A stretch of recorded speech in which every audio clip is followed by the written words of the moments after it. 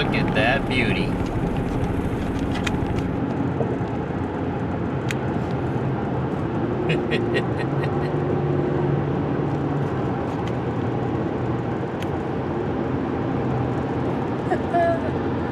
Yeah. Went to get some toiletries yesterday, or day before yesterday, at ye olde dollar store, and found this Srirachia Doritos. Screamin', not just Sriracha, Screamin Srirachia Doritos. So let's take a look. Smells like Sriracha. Imagine that.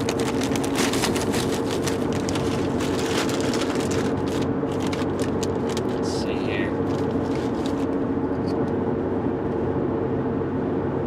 Look like extra red Doritos.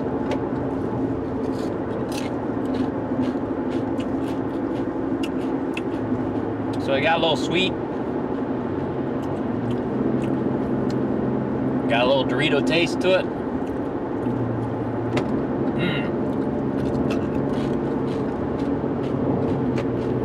Yeah, that's quite good. Has a little weird artificial taste to it.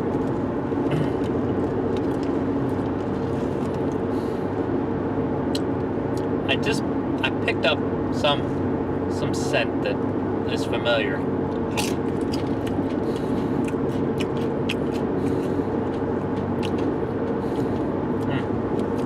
Oh, there it is.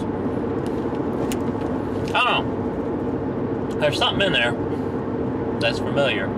I can't remember, can't quite place where that memory comes from, but it's a little artificial. I mean, these are good.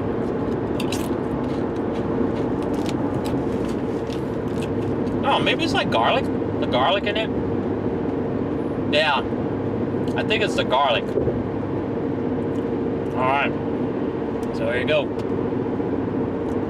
Let's do what we do. So bit bunny.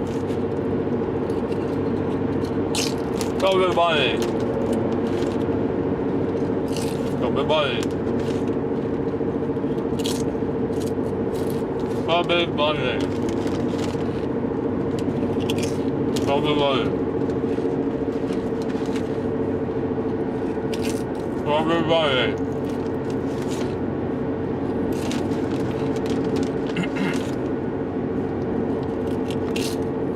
Everybody.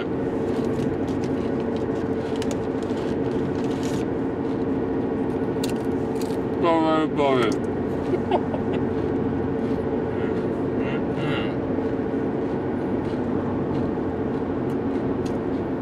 Now, I know these people out there, my normal viewers, mostly either overlook it or don't care that I talk with my mouth full, or I chew with my mouth open, or kind of smack my food. So one, it's my culture that we do smack our food, whether consciously or subconsciously.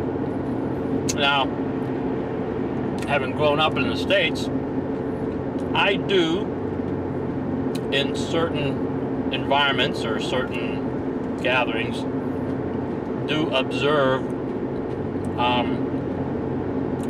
societal norms, so to speak, right?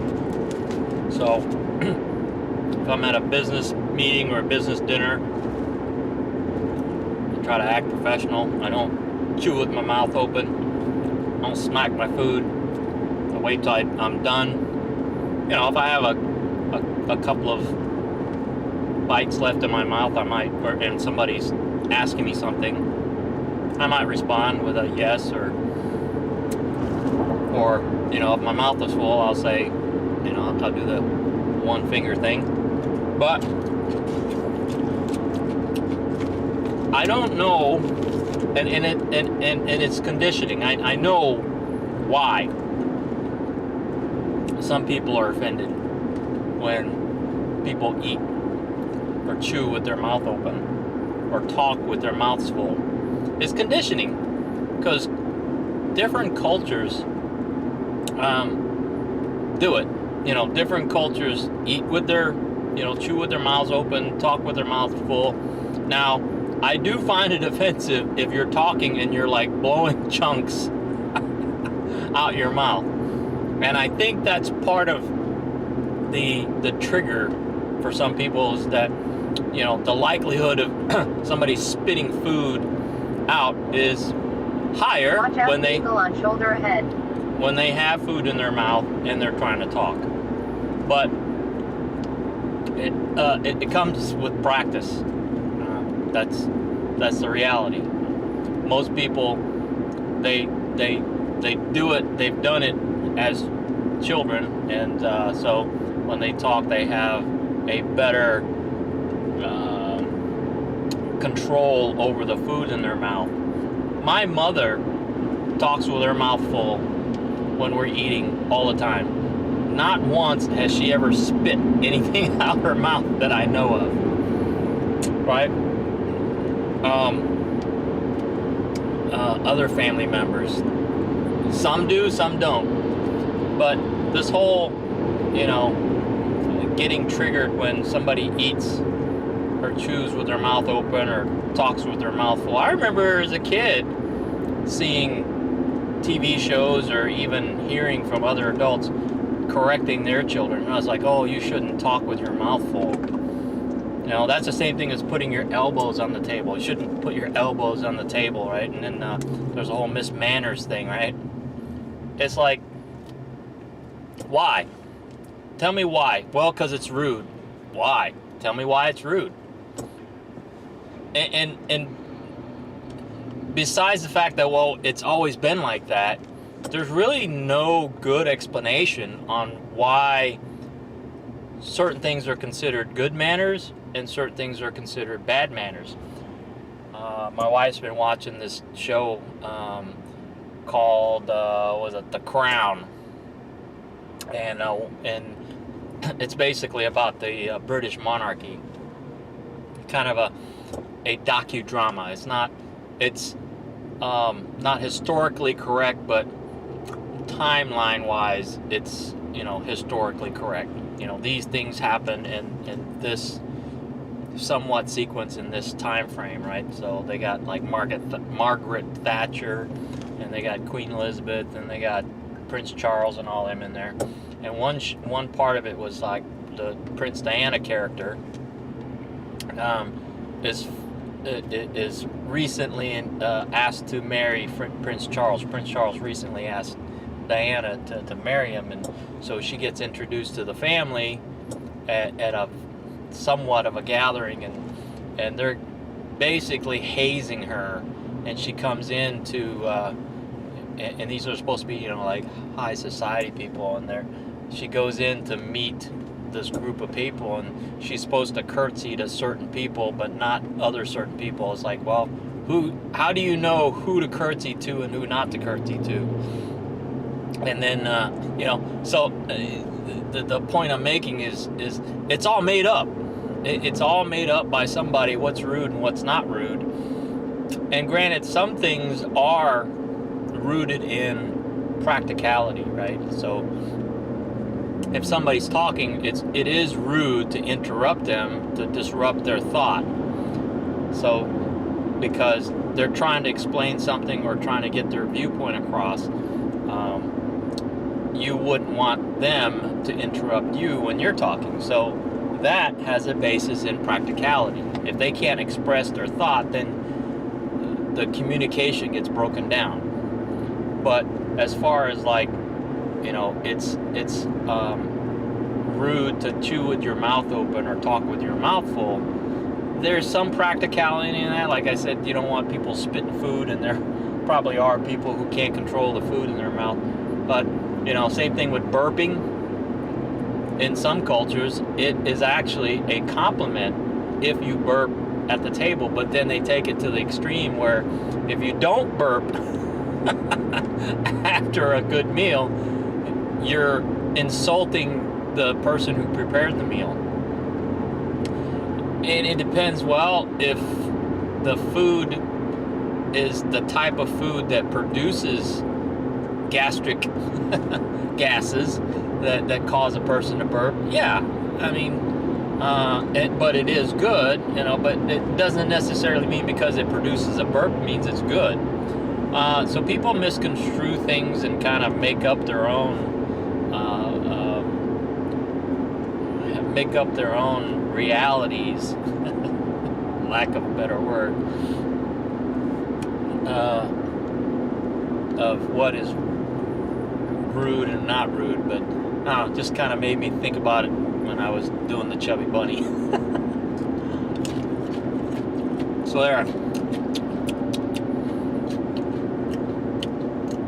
But I have to tell you, if you have never smacked your food, you're missing out.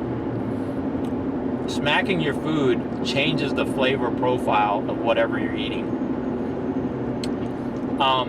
Smacking your food draws in air, and it changes the taste receptors. I don't know the biology or the science behind it, but if you eat something and you keep your mouth closed, it has one taste profile. But if you eat and you smack your lips or smack your mouth, you're drawing air in, and you're breathing the air that's surrounding the food. It gives you a different taste profile. Now, some things might taste worse when you do it, or not worse, but less desirable, and sometimes food tastes much better when you do it. And apparently, supposedly, scientifically,